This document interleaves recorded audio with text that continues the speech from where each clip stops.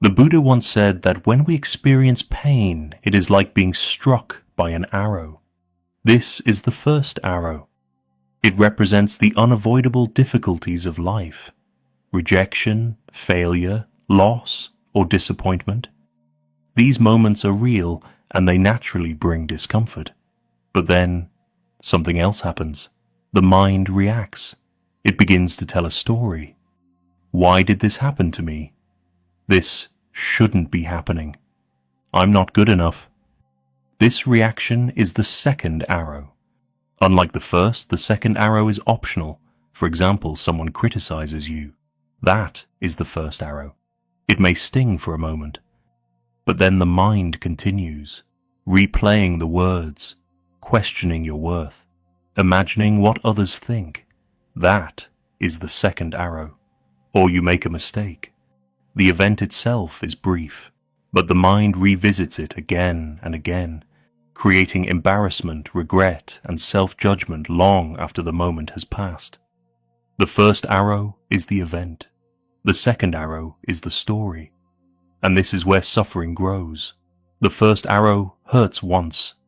It is sharp, but it passes. The second arrow, however, keeps returning. It turns a single moment of pain into hours, days, even years of mental suffering. Understanding this changes everything, because while we cannot always avoid the first arrow, we can learn not to add the second. If the second arrow causes so much suffering, why do we keep shooting it? Because the mind has been trained this way. In today's world, we are constantly stimulated. Notifications, messages, social media, comparisons. Our attention is always pulled outward. The mind becomes restless, reactive, and easily disturbed. Instead of observing, it reacts. Something small happens, a comment, a delay, a mistake, and instantly the mind creates a chain reaction. One thought appears, then an emotion follows, then more thoughts build on that emotion. Thought leads to feeling. Feeling leads to more thinking. And soon, we are trapped in a loop. What began as a simple moment of discomfort becomes something much heavier. This is the shift from clean pain to messy suffering. Clean pain is natural. It is direct and honest. But messy suffering is created by resistance, judgment, and overthinking. It is not the event itself, but the mind's reaction to it. Yet, within this process, there is something very important. There is always a small gap, a moment between what happens and how we respond. It is subtle, often unnoticed, but it is there. In that gap, there is a choice. We can follow the pravichnī reaction, judge, resist, overthink. Or we can pause, observe, and allow the moment to be as it is. This is where awareness begins. And awareness is powerful. Because the moment you see the second arrow forming, you are no longer controlled by it. You step out of the loop. Freedom does not come from controlling life. It comes from understanding the mind. And that understanding begins with awareness. There is a quiet moment most people never notice. Something happens, and then the mind speaks. It happens so quickly that it feels like one single event. But in truth, there is a small space between what you feel and how you react. This is the moment of choice. The first arrow lands. You feel it. Discomfort, tension, maybe sadness. That part is natural. Then the mind begins. Why me? This is unfair. I always mess things up. But here is the truth. You do not have to believe the first thought that appears. Thoughts are fast, automatic, and often conditioned by past experiences. They are not always wise. They are not always true. In this small gap, you can pause. Instead of immediately reacting, you can simply notice what is happening, feel the sensation, observe the thought, take a slow breath. For example, something goes wrong. The mind says, "This is a disaster." Pause, observe, breathe. without adding more words, more judgment, more resistance. In that moment, something changes. You create space, and in that space, the second arrow does not need to be fired. You cannot always stop the first arrow. Life will still bring challenges, but you can learn to stop the second, and that is where your power begins. Once you recognize the moment of choice, the next step is knowing what to do within it. This is where Zen practice becomes a powerful anchor. Start with something simple, the breath. Take a slow inhale and a gentle exhale. No need to control it perfectly. Just feel it. The rise of the chest, the air moving in and out.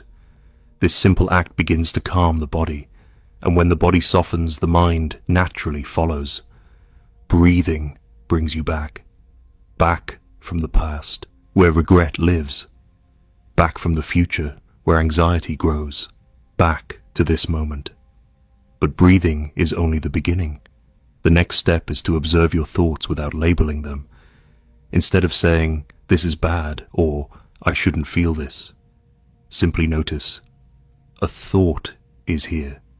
Like clouds passing through the sky, thoughts appear, and then they disappear. They are not facts. They are not your identity. They are just movements of the mind. To deepen this, you can gently ground yourself in your senses. Ask yourself, what can I see right now? What can I hear? What can I feel in my body? These simple questions pull you out of mental noise and back into physical reality.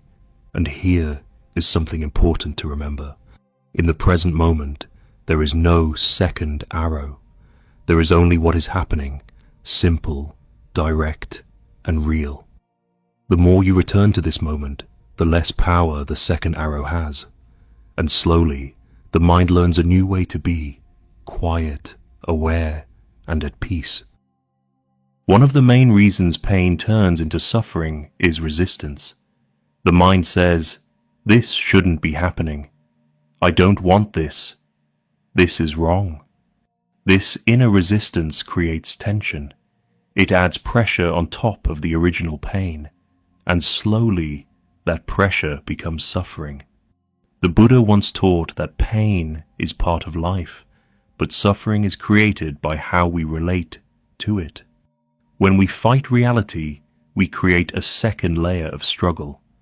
But what if, instead of resisting, we simply allowed the moment to be as it is? This is acceptance. Acceptance does not mean giving up. It does not mean you like the situation. It simply means you stop arguing with reality. For example, when discomfort arises, stress, sadness, or frustration, the usual reaction is to push it away, to distract, to suppress, or to fight it. But this often makes it stronger. Instead, try something different. Soften. Allow the feeling to be there without adding words to it, without labeling it as good or bad. Just feel it gently.